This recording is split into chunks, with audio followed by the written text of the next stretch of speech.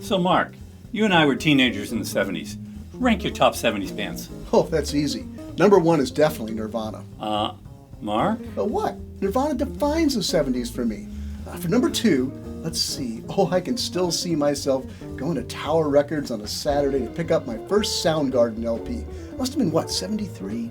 Are you sure you were around in the 70s? Well, define around. Mark may not be able to rank 70s rock bands accurately, but you need to understand how Google ranks websites. Here is why.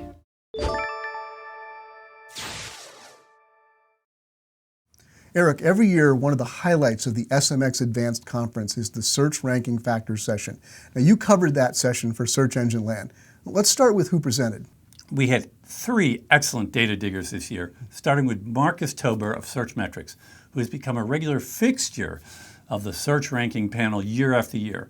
Next was Jeff Preston of Disney Interactive, and finally Morty Oberstein of Rank Ranger. Marcus Tober decided to do something different this year, take a deep dive on 8 very different niche segments. They were pretty diverse, such as dating, wine, fitness, and divorce. He looked for correlations with several aspects some might suspect as being ranking factors, including microdata, videos, length of content, social signals, and factors in Google Lighthouse. In some cases, there was no real correlation. In others, a strong correlation could be explained by other means. For example, with social signals, top-ranking dating sites had way more Facebook engagement than divorce sites. But one would expect dating sites to be much more active on social media than divorce sites. So, sounds like Marcus's presentation was best at dispelling some SEO myths. How about Morty Oberstein of Rank Ranger? Well, Rank Ranger has been tracking the rate of change in search results since 2015 across 5 different niches. Morty said that by 2016 they saw the same results in the same order only 27% of the time, and by 2018 that had dropped to just 10% of the time. So search results, at least in these niches, have been pretty volatile. If you're in a competitive niche, even if you have a number 1 ranking, you have no guarantee of holding onto it for the long term. A particular takeaway Morty shared was the increasing amount of purely informational content showing up for commercial queries. Clearly, e-com sites should pay more attention to creating informational content. For example, if the e-commerce query you're competing for has 4 informational posts on page 1, you're competing for just 6 slots with your commercial page, not 10. It might be easier to grab one of those informational slots. And how about Jeff Preston of Disney? Did he have a magical presentation? Of course he did. Jeff took a different tack, actually, urging us to do our own testing and to cultivate case study sources we trust for good insights. While data is undeniably valuable, too much data can overwhelm and lead to false conclusions. He told the story of Air France Flight 447, which plunged into the Atlantic Ocean because one faulty sensor caused other sensors to give bad readings. The pilots literally followed their instruments right into the sea.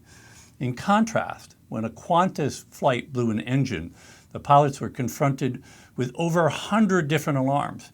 They ignored the panic signals, held to their experience and training, and landed safely.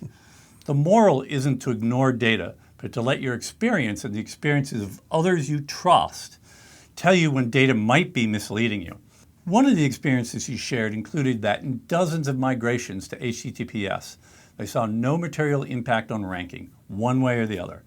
Same with moving to AMP, no ranking impact, although there were ranking rises in some of their international sites after going to AMP. In another case, they saw a dramatic increase in traffic after removing 80,000 low-quality URLs. But that increase reversed itself later when they removed the 301 redirects that were part of a prior site move. It appears Google was still dependent on those old redirects for the rankings. So what are your overall takeaways from that session? For one thing, we're seeing big changes in how Google ranks sites. Most clear of all is that Google is getting seriously better at judging user intent and which pages best fulfill it.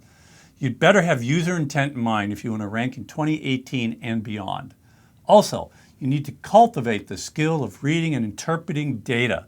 Don't get lost in the overall noise and claims about what's happening out there. Focus on what matters, and you'll be in a much better position to succeed. Thanks, Eric.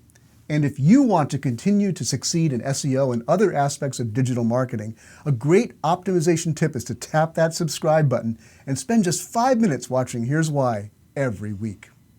So, top 70s bands. Let's see. I already named Nirvana and Soundgarden. Oh my gosh, how could I forget the Red Hot Chili Peppers? Mark, all of those bands got their start in the 90s, not the 70s. Oh, wow. You're totally right. We're talking what, at least like 20 years earlier? Yeah, that's right. Okay, well, let me try again. 20 years before the 90s. Oh, I've got it. How about Bill Haley and the Comets? Were you in like a coma in the 70s? My high school teachers seemed to think I was. Yeah, I bet.